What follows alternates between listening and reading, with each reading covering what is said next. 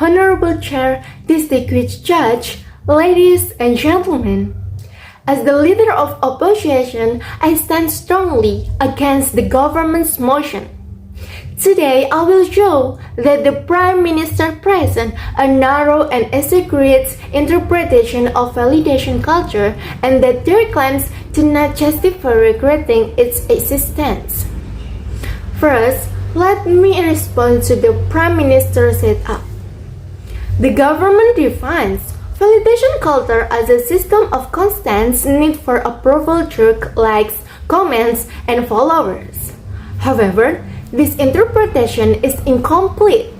Validation is not something new created by social media platforms. It is a natural part of human behavior.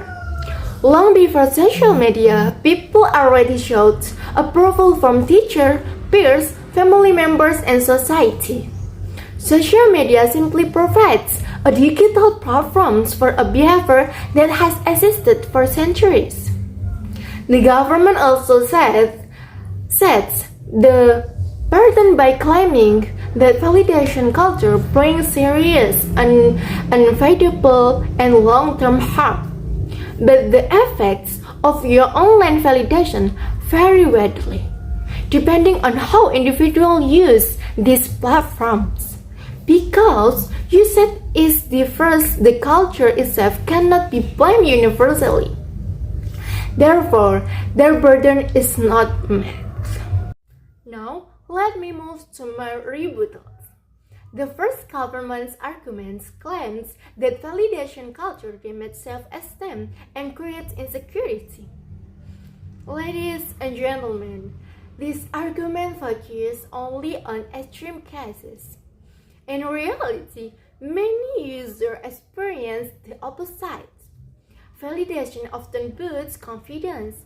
A student who posts her drawing and receives positive comments gains encouragement to continue her hobby. A beginner singer who shares a cover becomes more confident because people appreciate their effort. This shows that online engagement can support, not destroy self-esteem. The government also claims social media creates comparison. But comparison has existed long before the digital age. Students compare grades, appearance, and popularity even in school environments. Social media does not create insecurity. People who are already vulnerable are more affected, regardless of the platform. Furthermore, the government ignores personal agency. Users are not mindless robots. Many people post for expression, entertainment, or communication, not for numbers. Therefore, their claim that validation inherently weakens self-worth is overstated and unproven. Moving to their second argument, the Prime Minister claims that validation culture creates emotional dependence and weakens real-life relationships. Again, this argument exaggerates the negative side. Emotional dependence only happens to a small group of users. The majority do not refresh like every minute or rely on approval for happiness. In reality, validation culture often strengthens connection. Families who live far apart stay emotionally close through comments and interaction. Friends share moments together. Communities from study groups, hobby groups, and support networks that rely on online validation to stay active. The PM also blames validation culture for people ignoring each other in real life, but it's a matter of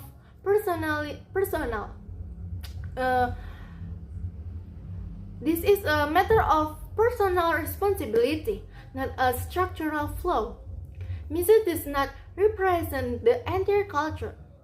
Therefore, The harms presented by the government are not strong enough or universal enough to justify regrets. After addressing the government case, I will now present two arguments from the opposition camps. My first argument is that validation culture empowers creativity and achievement. Online validation acts as positive reinforcement. When users receive appreciation for their cooking, writing, photography, or academic accomplishment, they gain confidence to improve. Many small businesses grow because customers leave supportive comments. Many successful creators today began their journey because a few people liked their early content. Validation encourages skill development and motivates individuals to pursue their talents. Therefore, this culture contributes positively to personal growth.